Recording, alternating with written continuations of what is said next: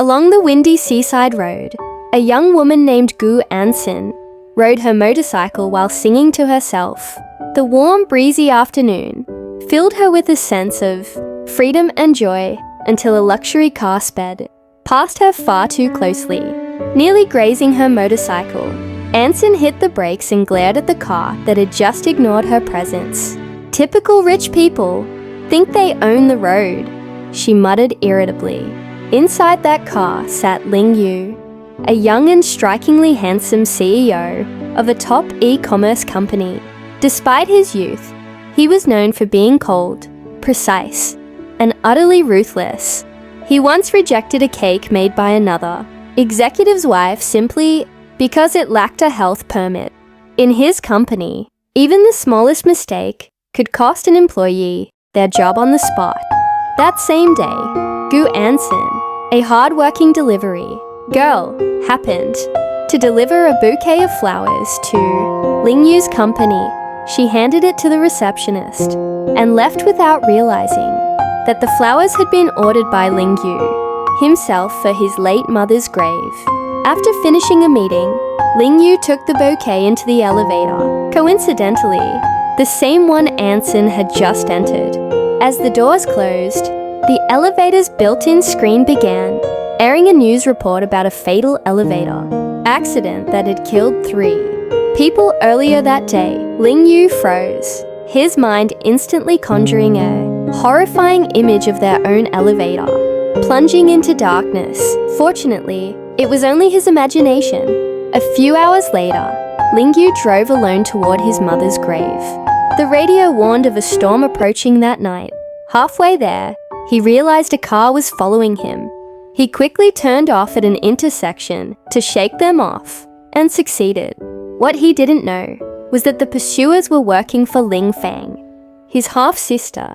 They carried ropes and sticks, clearly intending to kidnap him.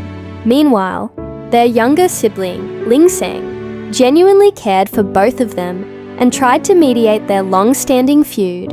When Lingyu finally thought he was safe, he pressed the brake, only to realize it wasn't working. The car sped uncontrollably down the mountain road. From the opposite direction, a truck appeared. Lingyu swerved sharply, and the car plunged into the sea. Elsewhere, heavy rain poured down as Ansin finally finished her deliveries for the night. Exhausted but determined, she rode home through the storm.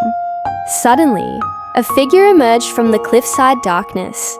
A man stumbling into the road. She didn't have time to brake.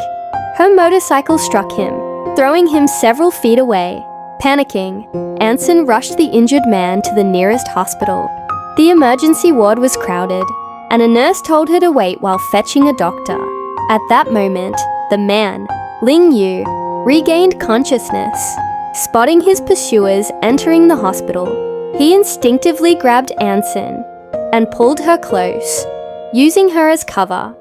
In the chaos, someone bumped into them, causing their lips to accidentally brush.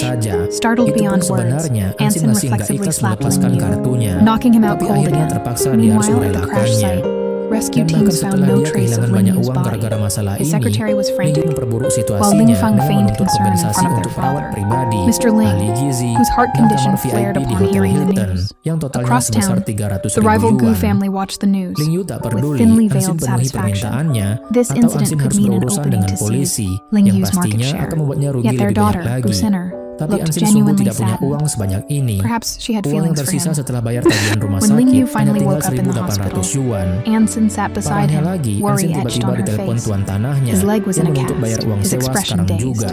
He asked to borrow her phone, but his attention quickly shifted to the wallpaper, a photo of a woman. Before he could say anything, he accused Ansin of hitting him and threatened to sue her. Ansin panicked, begging him to settle the matter peacefully. But the doctor soon revealed that Lingyu was suffering from temporary amnesia due to a concussion. The only thing he remembered was that Ansin had hit him. The doctor explained that his memory might return in a few days, or maybe months. Yet before Ansin could even process that, the hospital bill arrived, 35,000 yuan. Desperate, she opted out of inpatient care to cut the cost in half. Tapi terlebih draining nearly dahulu all her dia menuntut savings. Ansin untuk Things only menulis got surat worse. hutang yang Lingyu demanded menyatakan bahwa dia akan 300,000 menuruti yuan in apapun compensation permintaan for korban private yang care, ditabraknya, a nutritionist, menyediakan tempat tinggal and a untuknya, VIP suite at the dan Hilton mengurus Hotel. kehidupan sehari-harinya Ansin sampai nearly hutangnya burst into lunas. tears.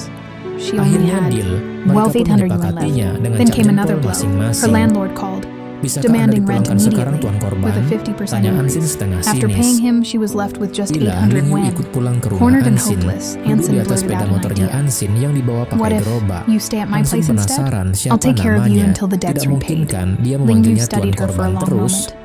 Lingyu Then tak agreed, peduli, on one Ansin mau condition. manggilnya apa saja She must terserah. sign a debt agreement, Baiklah, pledging to karena tabungan obey Ansin all the hari ini victims' cuma tinggal requests until the 800 debt was yuan, fully settled. jadi They Ansin sealed the deal memutuskan with untuk memanggilnya thumbprints. Xiaoba yang Ansin's home berarti turned out to be an 8. old, run-down Tapi yang tidak apartment Lingyu building. sangka, The gedung stairs were apartemen steep, Ansin ternyata no sudah elevator tua in dan sight. bobrok.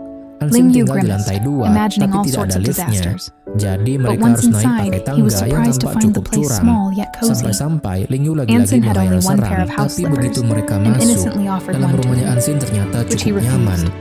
Ansin deeming it too cuma punya feminine. satu pasang sandal He rumah even refused to dan drink mencoba water menawarkan because the sebelah glass sandalnya untuk looked a Lingyu. bit dirty. Tapi Lingyu When bedtime menolak, came, he apalagi sandal refused itu the sofa, modelnya cewek banget. using his patient Akhirnya dia status masuk as an tanpa alas excuse. kaki dan Exasperated, menolak air Ansin gave pemberian up her bed Ansin for cuma him. karena di Her gelasnya room was agak filled with sedikit anime kotor. figurines and Bahkan hand-drawn setelah comic dibersihkan sketches. pun, dia Apparently, tetap tidak mau she minum. loved drawing manga as a hobby Dengan besides her menggunakan career statusnya job. sebagai Lingyu pasien, noticed a dia menolak childhood tidur photo di of sofa. Ansin.